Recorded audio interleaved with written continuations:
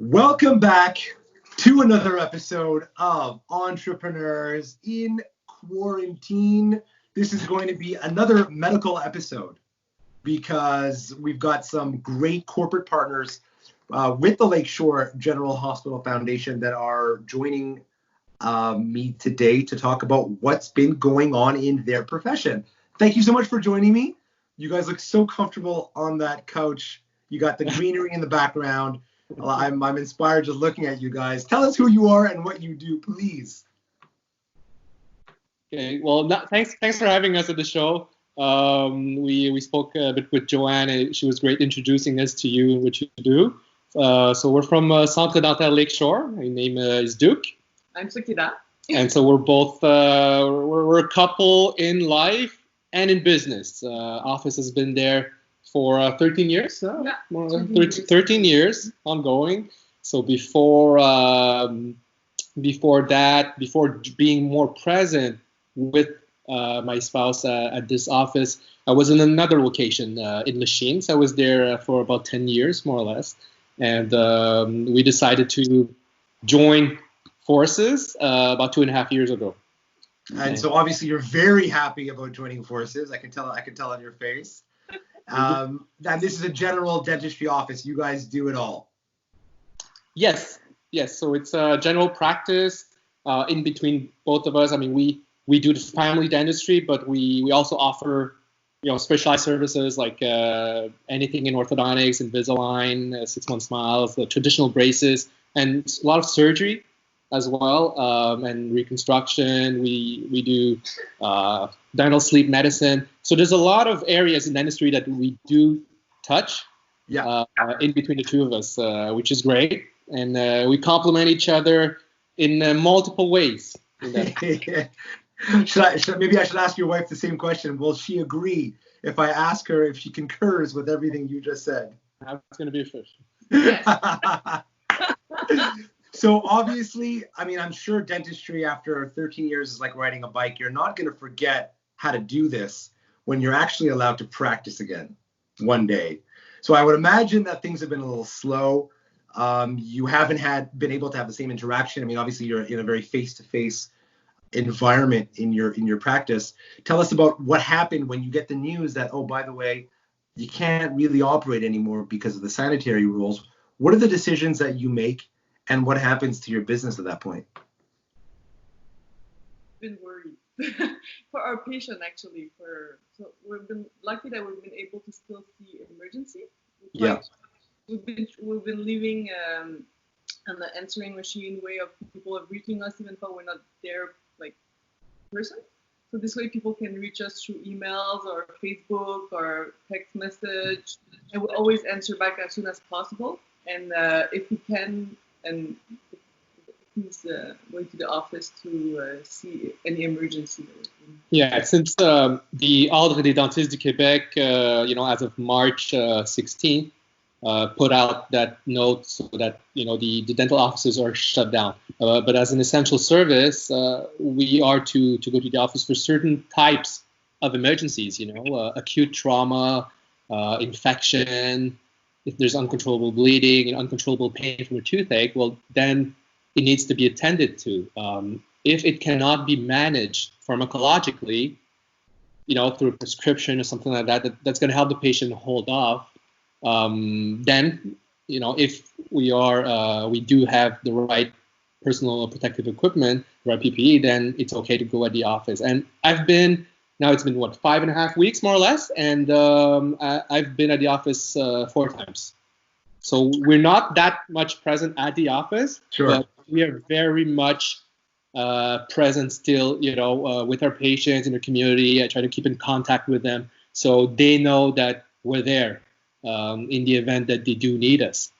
And one thing that we're very, very proud of at the office is that we're very close to the patients. We call all our patients for follow-ups.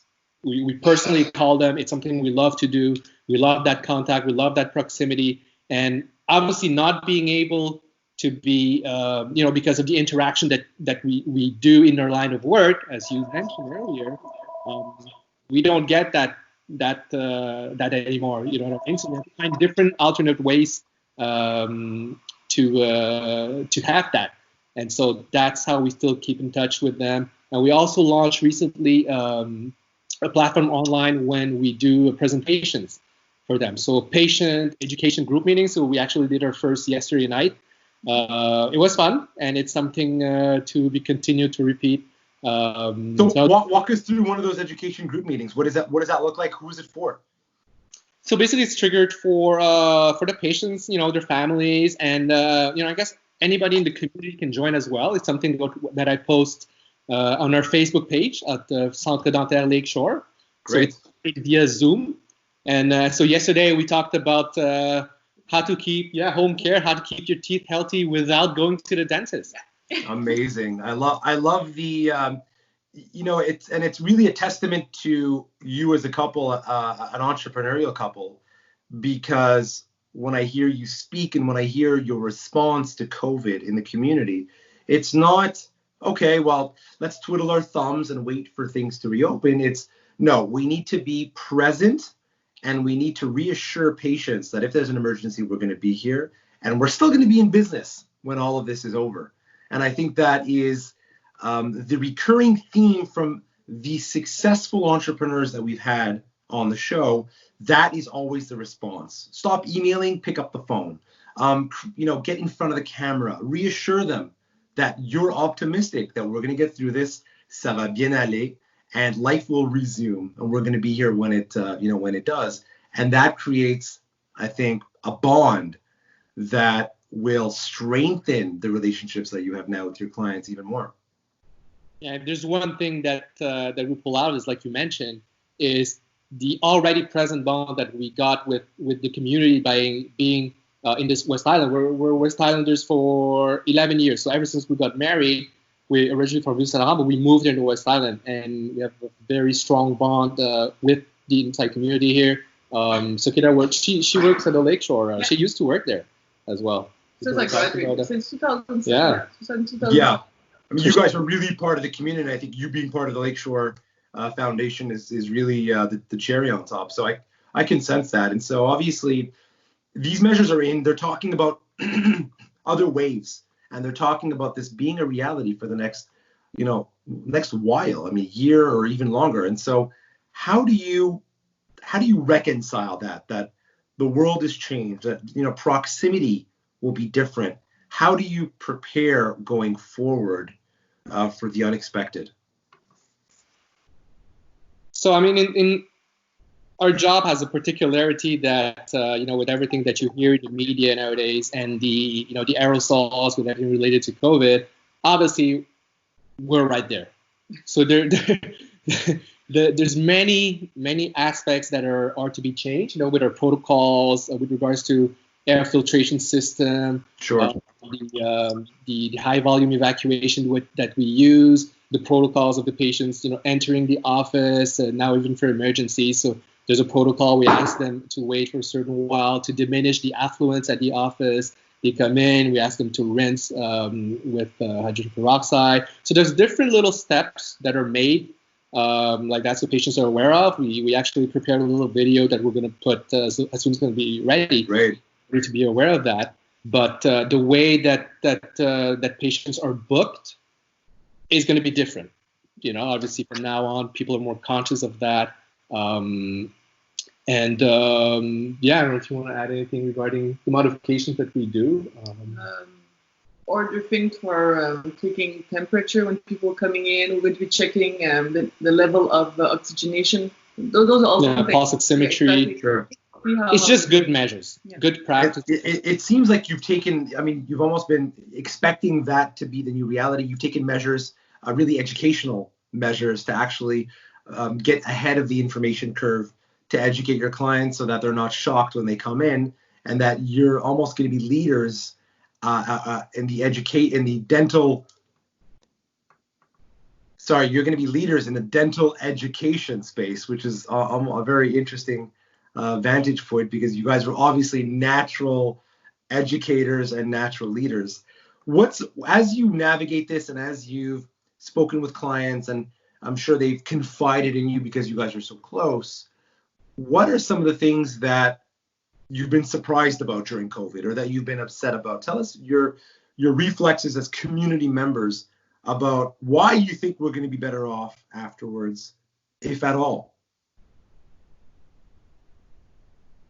Well, I personally like to always see the glass, half full. When the announcement came mid-March, the first few days were really not easy. We had to call so many people, just reroute the appointments. Okay, so now we have to shut down because of the government measures from the health ministry and all the dentistes of Quebec. So everything had to be shut down. And then comes a phase, obviously, when you have to kind of recoup yourself, and you accept that. It's something that came, but you have to also advance. You have to move forward, you have to move along, and you have to find ways to pull through this. And so, the initiative of doing the group meetings came, from just brainstorming and seeing how can we be more forward, Sure. and just staying ahead and letting them know that we're there whenever they're in need. So obviously you feel good about this. I mean, you feel that as a community that we're almost better off, we're almost closer because of these times, and you are part of the solution, obviously. Now going on to a little lighter subject, what is the family going to do when this is all over? Are you guys going to take a trip to Disneyland? Are you going to Universal Studios? What are you guys going to do when this is all over? Or do you just want to go to the park and play on the swing? What do you guys want to do when this is done? I like that Disneyland thing. I love the Disneyland. That's where we got married, actually. No way. Yeah. So it's been Disneyland has a special connotation to us, but we're not. I mean, we're okay with just going to the park. Yeah. That's enough. You have a sandwich in the park. That's enough. That could work. I mean, we've been at home a lot. Actually, what we've been missing the most is the grandparents, the rest of the family. We're like a very family type of people. We've always been seeing our parents every week. Like every week we have of course. And now it's all through FaceTime. Yeah. They're missing, I have to say, they're missing us, but they're missing our daughter more. Yeah, of course. They're always going to miss the kids more, of course. Technology. Yes. Because they're forced to use technology now. So that's it. It's forced them to learn how to do FaceTime. It's amazing. Yeah. Thank you so much for your time. Thank you for being part of the community. Thank you for being part of the initiative and everything that you're doing to get ahead of the curve, the education curve. And I look forward to you guys being back in business and to shake your hand when this is all done. Yes. For sure. Thank you so much for having us. Thanks so much. We'll be in touch very soon. All right. Thank you. Thank you. Bye. Thanks, guys. Bye.